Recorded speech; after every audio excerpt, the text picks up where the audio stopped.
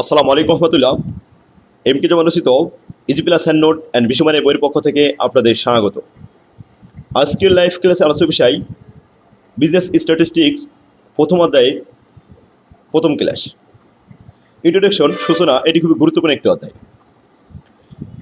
এ থেকে প্রতি বছর বিপার্ট এবং সিপার্টে 2 সেট প্রশ্ন আসে। এ অধ্যায়ের অঙ্কগুলি সহজভাবে শেখানোর উদ্দেশ্যে আমার বইয়ে সিলেবাস অনুযায়ী মাত্র 2টি ফরম্যাটে ভাগ করে অঙ্কগুলো আলাদা করে সাজিয়ে দিয়েছি।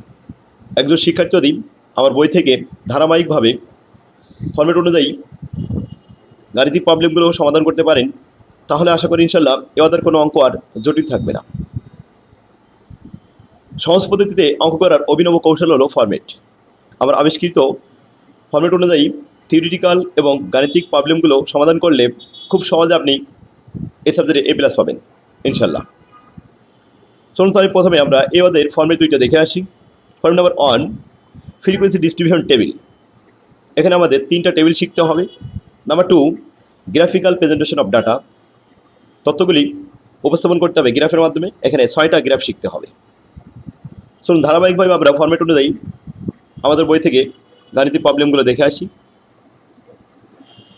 1 নম্বর ফরম্যাট, ফ্রিকোয়েন্সি ডিস্ট্রিবিউশন টেবিল। এখানে 3টা টেবিল শিখতে হবে। টেবিল 3টা হলো নাম্বার 1, সিঙ্গেল বা নর্মাল টেবিল, এক চলক বিশিষ্ট টেবিল। প্রশ্নপত্রে সরাসরি একটি চলক দেওয়া থাকবে এবং সেখানে ফ্রিকোয়েন্সি ডিস্ট্রিবিউশন টেবিল তৈরি করতে বলা হবে, তখন আমরা সিঙ্গেল টেবিলটা তৈরি করে দিব।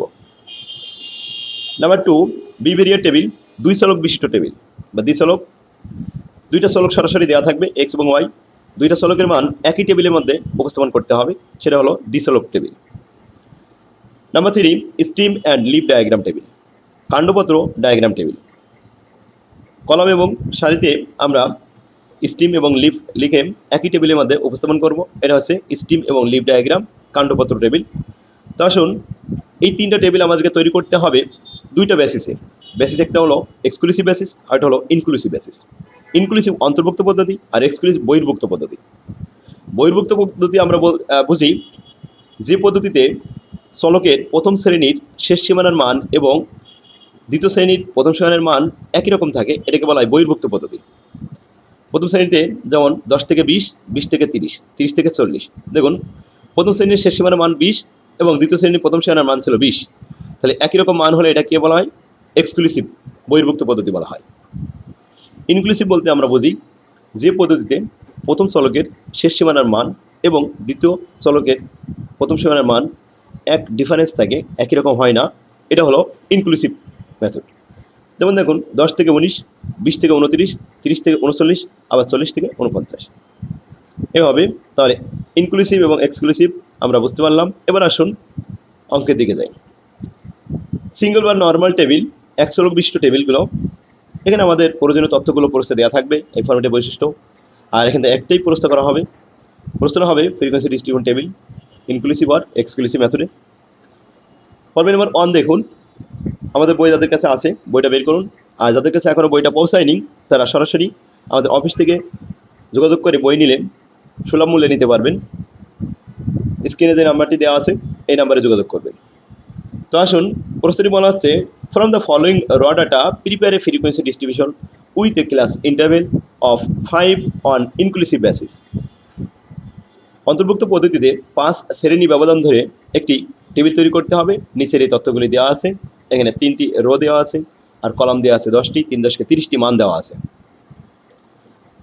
টেবিল তৈরি করতে হলে আমাদেরকে 3টা স্টেপের সাহায্য নিতে হবে। প্রথম স্টেপের কাজ হবে ক্যালকুলেশন অফ রেঞ্জ, ব্যবধান তৈরি করতে হবে, হাইয়েস্ট ভ্যালু এবং লোয়েস্ট ভ্যালুর ব্যবধান।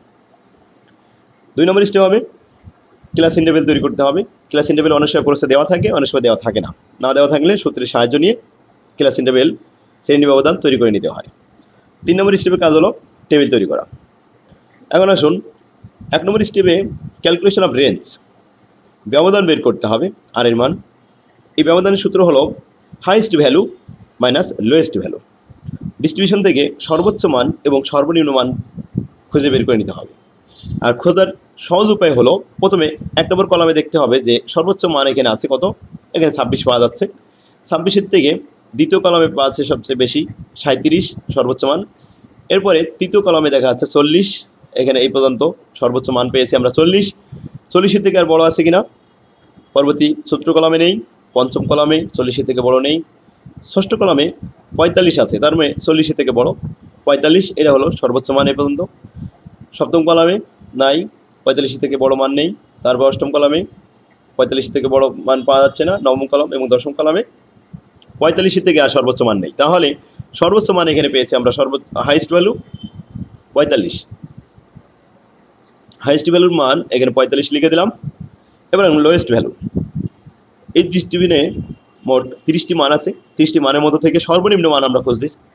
প্রথম কলামে সর্বনিম্ন মান 12, 12 থেকে ছোট দ্বিতীয় কলামে নাই, তবে তৃতীয় কলামে 12 থেকে ছোট 6 আছে, চতুর্থ কলামে 6 থেকে ছোট 5 আছে, এবং তো আমরা 5 পেয়েছি ছোট, আর 5 থেকে ছোট আছে কিনা দেখি।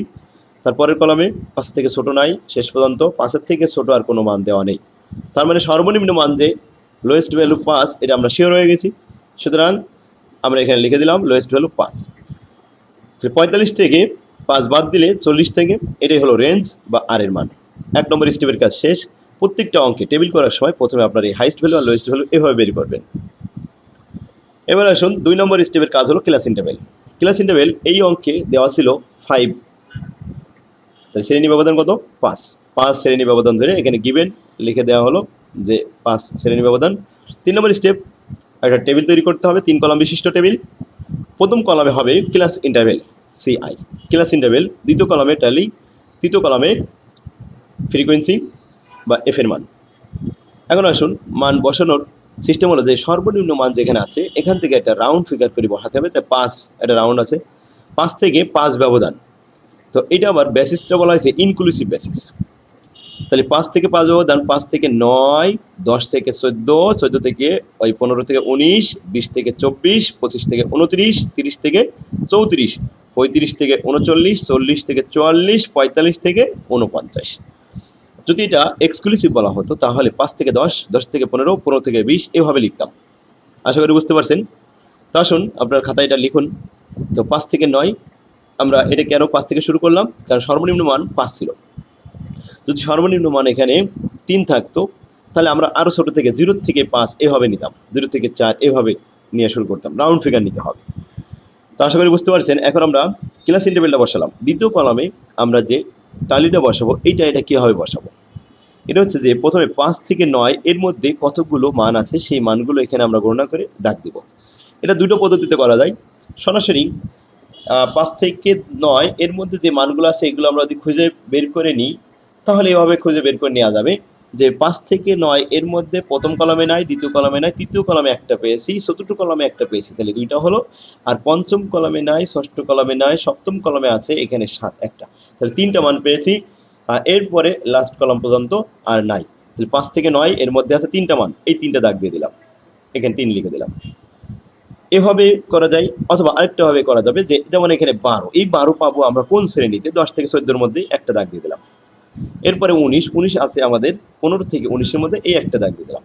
তারপরে 26 পাবো আমরা 25 থেকে 29-এর মধ্যে, একটা দাগ দেওয়া হলো। ক্লিয়ার? এভাবে 14 পাবো কোথায়? 14 পাবো আমরা 14 থেকে এই যে এই 10 থেকে 14-এর মধ্যে, এখানে একটা দাগ দেওয়া হলো। ক্লিয়ার? এরপরে 27 পাওয়া যাবে কোথায়? 27 আছে 25 থেকে 29-এর মধ্যে, এখানে আরেকটা দাগ দেওয়া হলো। এরপরে আসুন 37 পাবো কোথায়? 37 আছে 35 থেকে 39-এর মধ্যে, একটা দাগ। এভাবে দাগ দিতে দিতে যখন পঞ্চম দাগ চলে আসবে তো 4টা সোজা দাগ দিলে পঞ্চম দাগ একটু আড়াআড়ি দিয়ে দিতে হবে। যেমন এখানে দেওয়া হয়েছে 4টা এরকম খাড়াখাড়ি দাগ দেওয়ার পরে এই আড়াআড়ি দেওয়া হয়েছে একটা, তাহলে কী হলো? 5টা। এই 5টা করে লট বানাতে হয়, তাহলে গণনা করতে দাগগুলো সুবিধা হয়। নাহলে যদি আমরা এভাবে সোজা 10-12টা দাগ দিই তখন এই দাগ গুনতে অনেক সময় ভুল হতে পারে। এই জন্য লট আকারে 5টা করে দিতে হবে। তো আশা করি বুঝতে পারছেন।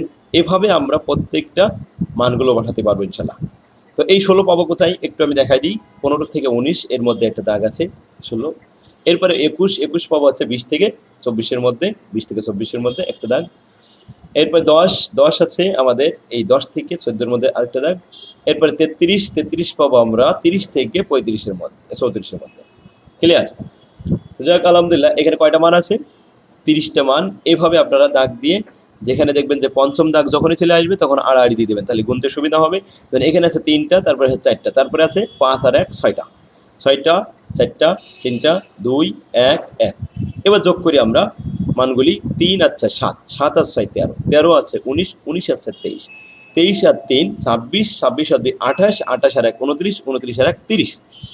এ হলো আমাদের মান, সরাসরি 30 মান চলে আসলো। আলহামদুলিল্লাহ। তাহলে আমরা এন এর মান কত পেয়েছি? 30 পেয়েছি। ঠিক আছে, দেখুন এই ছিল আমাদের ফ্রিকোয়েন্সি। তো আজকে আমরা আরেকটা অঙ্ক দেখি। অঙ্ক নম্বর 2, প্রফিট। সেক্ষেত্রে দেখুন আজকে আমরা এই ক্লাস আগামীতে 2 নম্বর থেকে শুরু করবো ইনশাল্লাহ। আজকে ক্লাস তাহলে আমাদের এখানে শেষ হলো। আপনারা এখনই এই অঙ্কটা প্র্যাকটিস করুন। তো আল্লাহ হাফেজ, আসসালামু আলাইকুম রহমতুল্লাহ।